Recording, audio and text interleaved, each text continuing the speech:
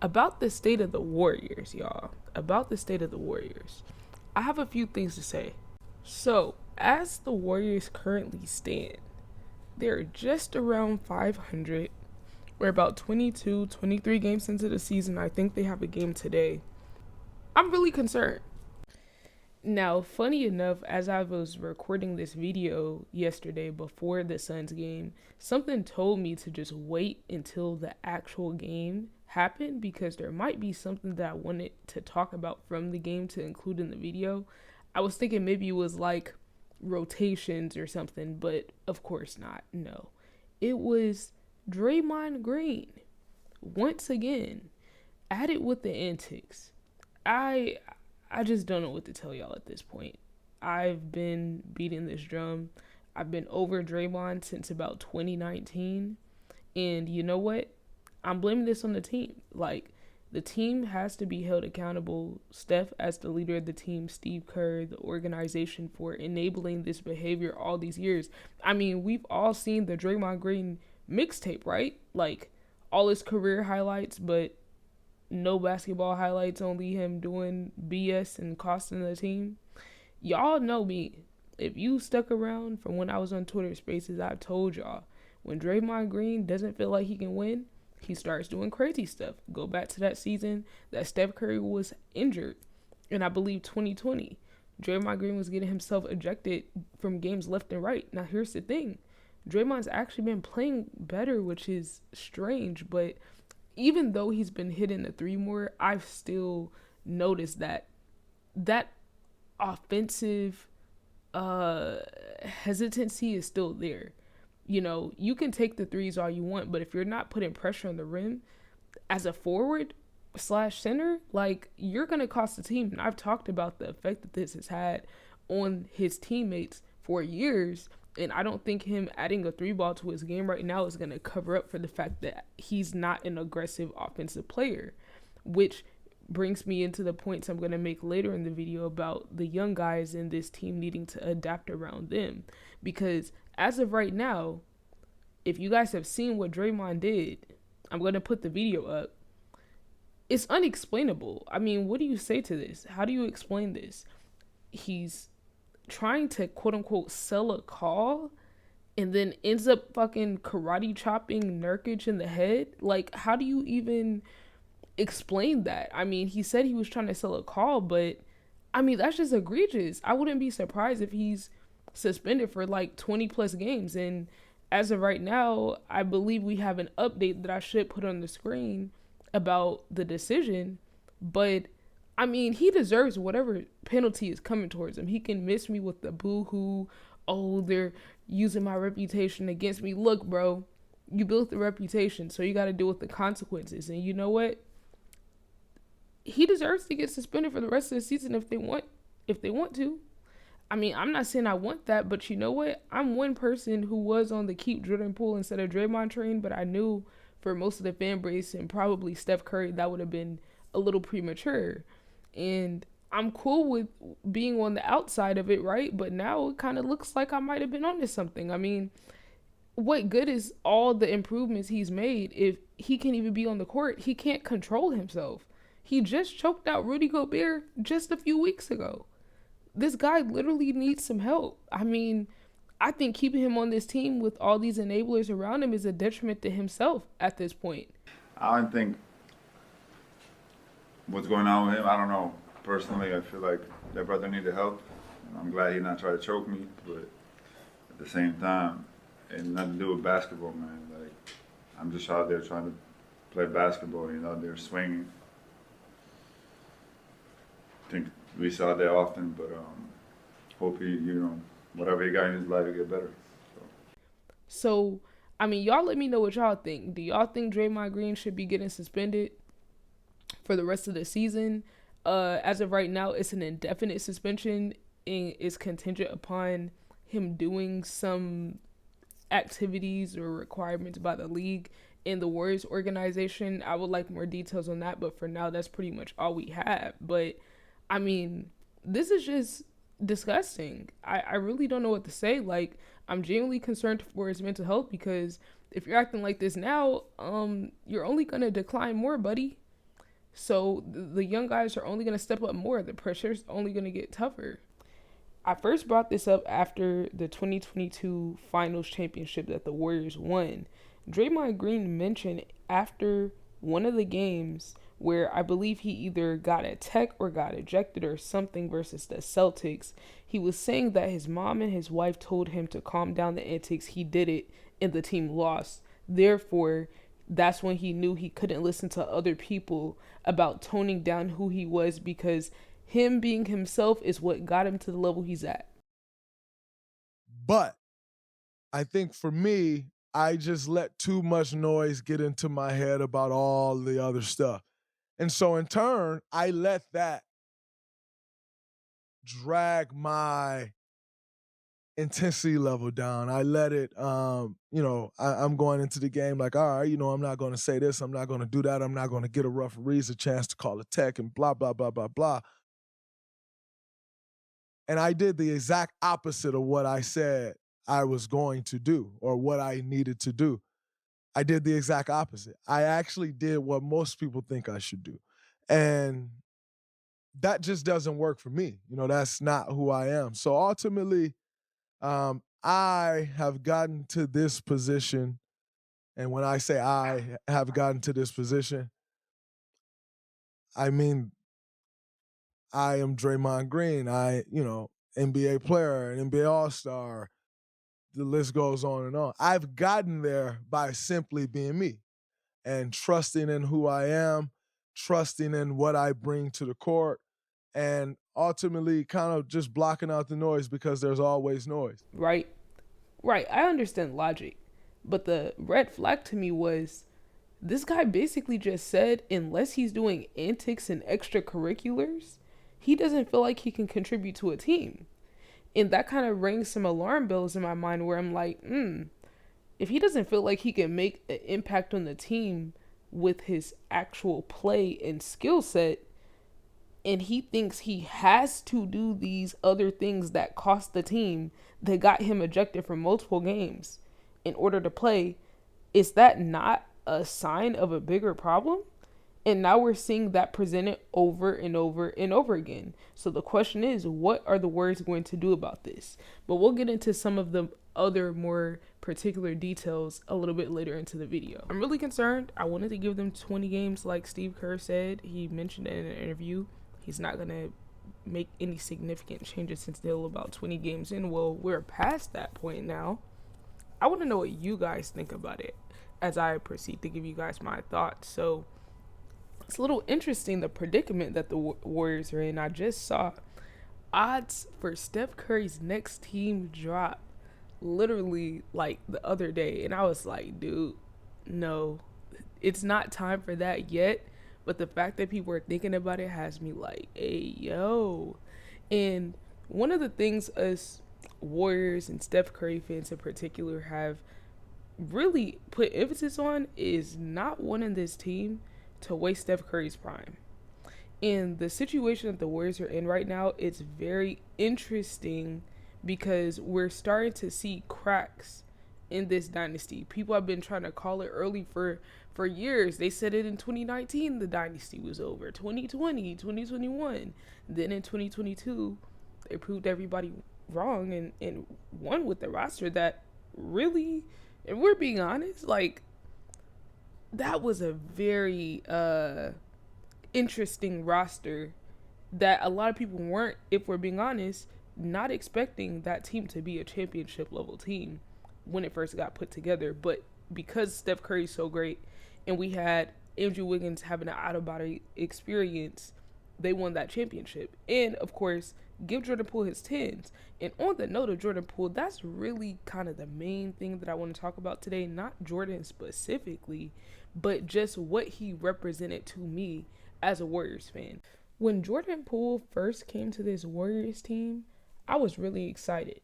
But at that point, we hadn't had any young guys with that much potential, even though he was at the end of the draft. The Warriors haven't had that quality and potential of a guy that could potentially create his own shot and things like that. So I really had no expectations in terms of development or anything like that. To me, he was a great surprise of a player considering that he was, I believe, the 28th pick in the draft. But I slowly started to realize that he wasn't going to get the opportunity that I thought he would because of Steve Kerr's philosophy. And that was the first time that I realized, oh, just because we get talent doesn't mean they're actually going to play. And that was a recurring theme over the next few drafts that the Warriors would have, where they got even luckier and were able to even draft even higher picks. But as we can see, Jordan Poole, despite all of his flaws, was still able to contribute to a championship team and provided the team with something that Steph Curry has never had, which was another shot creator that could actually take pressure off of him, handle the ball, and kind of a bench and starter-esque role. I mean, we saw him able to do that. So when I saw Jordan Poole, when Klay came back, and despite him playing that well, they automatically started Klay, I realized, oh, okay, so it doesn't matter how good he plays. He's always going to be second fiddle. And we started to see that become an issue as he continued on, which in his experience, like, that's valid, right? If I'm busting a guy's ass and I'm cooking him in practice and I'm playing better than him in the game, you know, like, it's kind of hard to keep telling the guy, hey, keep waiting your turn, and then you penalize him for mistakes, but then you don't penalize the veteran for the mistakes. It's kind of a hard predicament to be in, and even under those difficult circumstances, he still thrived and had one of the best playoff debuts we've seen in a while. So I want to give Jordan Poole his credit, but I also got to question the Warriors organization for not holding Draymond Green accountable for what he did. We all know the incident, right? But that, to me, was the beginning of the end of, you know, this Warriors team being able to claim that Warriors culture is real and this is a system where everyone eats. We clearly saw that was not a thing. So moving on, the Warriors drafted Wiseman when they could have gone for Tyrese Halliburton, even though we heard a lot of good things that they loved about Tyrese Halliburton, they still did not draft him. And you can obviously see what that man is doing right now. He's looking amazing. He's averaging like 29, like 12, 13 assists, and like 5, 6, 7 rebounds. I mean, the guy's incredible. I enjoy basketball, so I like watching him. And he's just the perfect Warrior system guy. And what you can see is the Warriors organization was trying to swing for the fences, going with someone like Wiseman, even though if you understand the psychology of Steve Kerr and the way the Warriors like to play, you clearly could have seen that it was going to be a tough fit anyway. And then you add in the injuries he had. You know, they should have went with the more safe pick, but they were trying to think big picture because then they're able to get Kuminga and Moody, who were two other great picks, and they had Jordan Poole the draft before Wiseman. And if we're being honest about the team and the coaching, Steve Kerr is not the type of coach to be developing young guys. If we're being like completely honest here, Steve Kerr is not that guy. He's the guy that can raise the ceiling on a team that's already good. He's the guy that can manage the egos of the veterans who are in their prime. And I do say the veterans who are in their prime for a reason. We're going to visit that a little bit later. But in terms of the development, I mean, it's been a complete failure.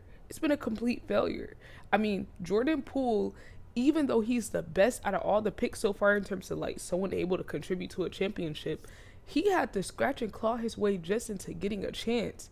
He showed potential and Steve Kerr utilized him the wrong way, which is a recurring theme when we start to look at the other picks. But Steve Kerr used him the wrong way. He wouldn't have got a chance if Klay Thompson wasn't out and Steph Curry got injured one of those years, and that's how he was able to build up a bunch of good games. And even though the team wasn't winning a ton, they won about half the games. He was averaging about 25, 5, and 5, and that made it to where Steve couldn't deny him anymore. I mean, honestly, guys, Jordan Poole was playing behind, what's that guy's name? Bridge Troll, Brad Wanamaker. That's his name.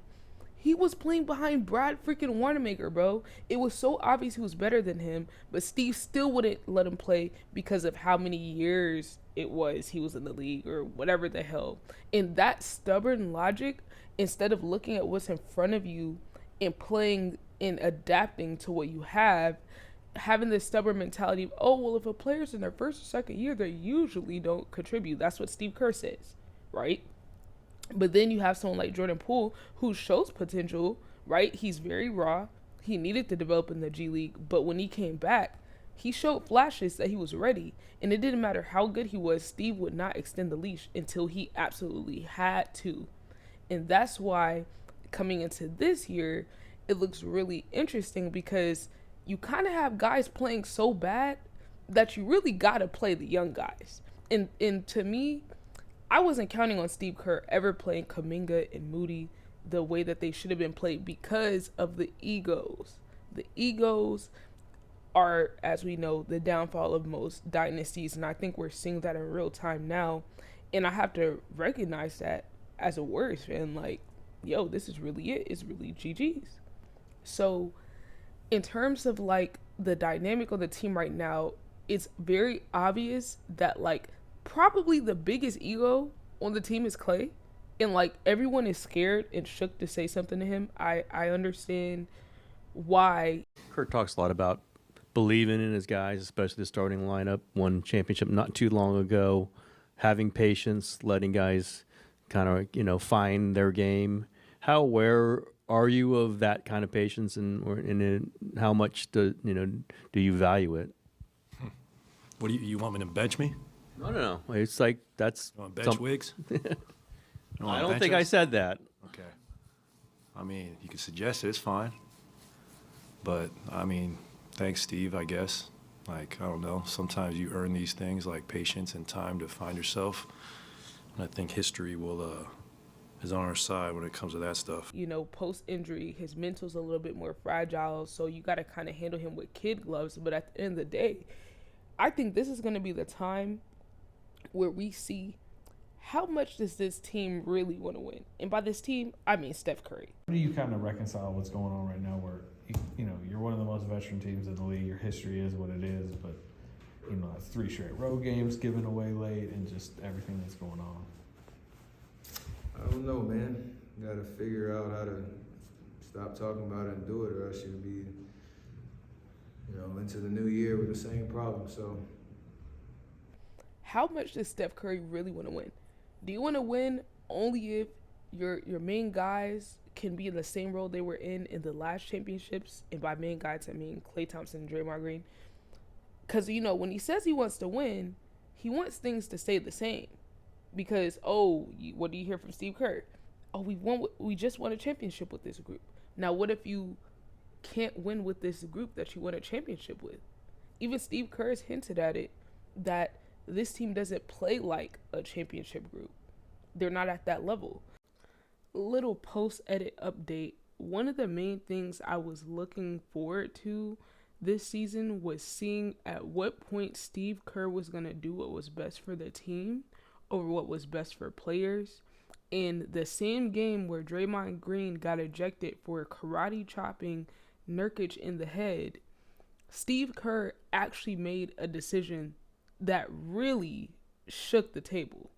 It just didn't have it. It wasn't his game, and so that's why I went away from him. I just felt like tonight I had to play the guys who were playing the best, and let's just I've been really patient and trying to get everybody kind of organized into groups and give guys freedom and space, but tonight did not feel like a night to have a lot of patience. We needed some urgency, and that's why I made the moves. How did you think Klay kind of handled it? Handled what? This is really the first time you haven't closed with him. Yeah, I mean, I'm sure he's disappointed. It's not easy being in that situation, but same with Loon and Wiggs. I mean, these are tough nights, but this is the NBA. It's a really difficult league. It's a dream job for these guys, and it's also incredibly difficult.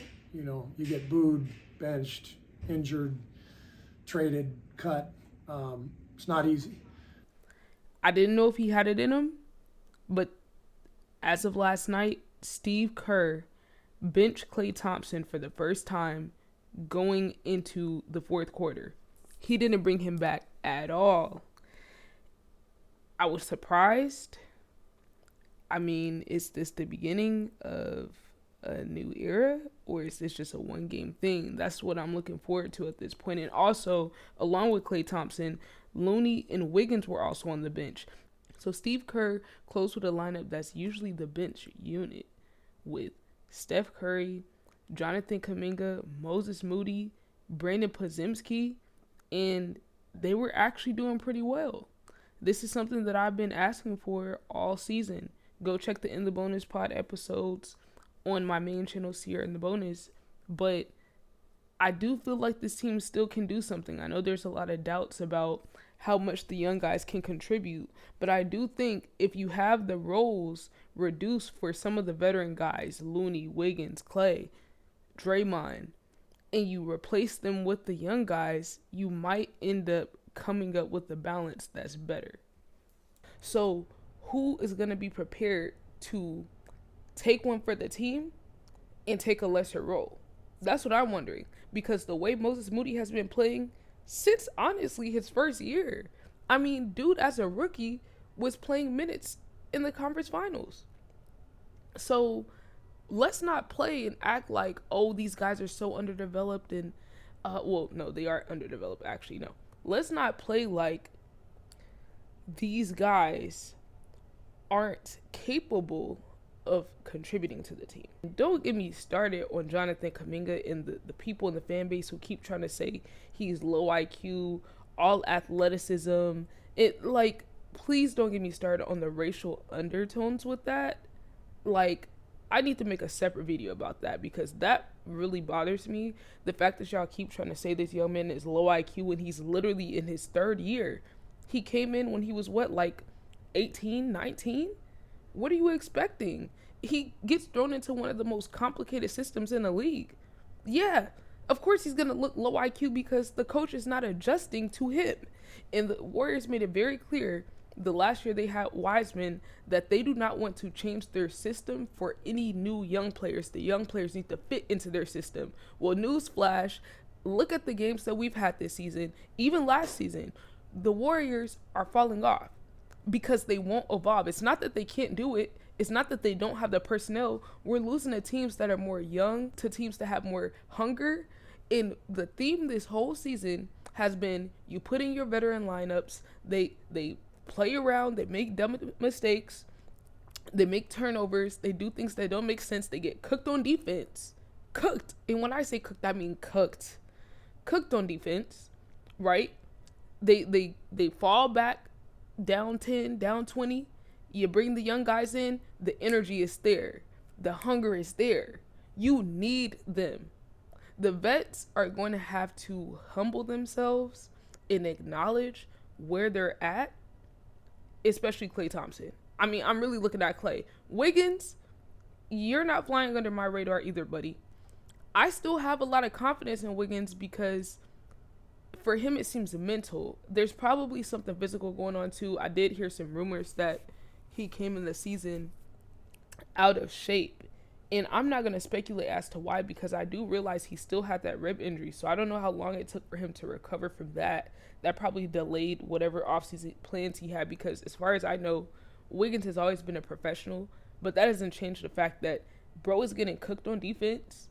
He's not cooking on offense. But he's still like 27, 28.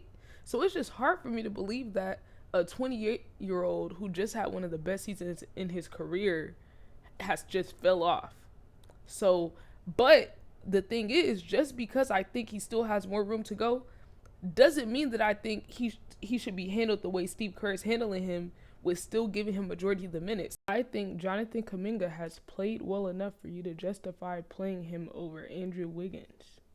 Like, to me, even if Kuminga does make mistakes, his mistakes are worth it. And that's the problem overall with Steve Kerr. He's valuing and giving more leash for the mistakes of the veterans than the young guys. When at this point, it's opportunity cost. You are losing development and building more confidence and skill in the young guys by continuing to play the older dudes, even when they're bad. What you need to do is reestablish some type of accountability and some type of a standard. Because as of right now, the Warriors culture is dead. How do you think the young guys feel when they're having one of their best games? Moses Moody, 2 times this season I watched. He had perfect shooting in 2 games, back to back actually, and got pulled out the game in the most crucial moments for someone in Klay or Wiggins who ended up costing the game, either on defense or on offense. And I'm not saying that these guys need to permanently start. What I am saying is that this is the type of team that needs to have a truly flexible starting lineup and closing lineup based off of who's playing the best. You got to bring the hunger back out of a guy like Klay and Wiggins. When you have these young guys on their heels and they're giving them that work and they're playing better than them on the court, you don't need to protect them from that. As a coach and as a team, y'all need to encourage it, because sometimes you got to dig deep and you got to face that competition. But when the coach and the players are protecting these players because they're vets from accountability, or they're protecting them from the smoke, they're going to lose that dog on the court against other dudes, because these other dudes aren't going to be taking it easy on them. These other dudes aren't going to be like, oh my God, it's Klay Thompson, let me go easy on him. No. In fact, they see barbecue chicken when they see Klay Thompson. So if Klay is not able to hold his own, then you know what? He needs to lose his position. If Wiggins is not able to hold his own, he needs to lose his position. And it doesn't mean that they're not going to get it back. It means that they need to dig deep and find that competitive fire, or just put in the work or evolve their game in order to match up with the hunger that the young guys have, because we need to feed off of that hunger that they have. And the only people holding them back is the coach. And we know why. We know why. Now, I'm going to close this off speculating here. I do think the Warriors are in a position to where they need to make a trade at the deadline. I'm interested to see. I see a lot of people saying CP3 needs to get traded. I do think I don't like him being on the team specifically because of how Steve Kerr's going to use him, because you can't give Steve Kerr too many small guards. He's going to be tempted to put all 4 of them niggas out on the court at the same time. And that, you just can't let Steve Kerr have that type of option. As of right now, I'd rather have Podziemski getting minutes and building his skills and building his confidence, rather than having Chris Paul out there slowing the tempo down. The Warriors at their best when they play with pace, and I think that's what they need. So, to me, it's like this team is really in a critical period where we're going to see Steph Curry, I need you to get on your LeBron. I need you to get like in the trade machine. I need you to have the talk with your guy. I mean, this is going to require an evolved and matured version of Steph Curry. Are you going to be willing to have the conversation with your brother, your splash bro, Klay Thompson, and say, hey, bro, we need you to embrace a new role to win? Because if Steph Curry can't keep it honest with his guys about needing the young guys and needing to drop the ego at the door to win, we're not going to win. We're not going anywhere. So we are going to see, is Steph Curry complacent? Is he content with the amount of chips he has? Or is he ready to embrace a new era where maybe his role dogs, Klay and Draymond, have different roles? Because as of right now, it seems like he wants it to work the way it is. But what happens when you got to face the music and it's not what you want it to be? And these guys aren't who they were before. It doesn't mean you got to go without them, but it does mean you might got to be the guy to break the news to them that, yeah, you're not who you were before, but we still need you. And we need you to embrace a new role so that we can actually win. As for the Warriors making a trade, I would like to see CP3 gone. I know they wanted that contract to expire, but I mean, if they're talking about winning, this is not a championship team. It's just not. So we're going to see. I'm honestly, like, the way they've been playing, I'm not excited to watch Warriors basketball. And honestly, if I'm being real with y'all, it's starting to feel like the beginning of the end.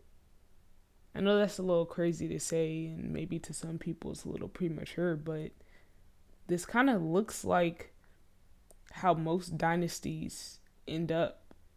It usually ends over egos, contracts, money.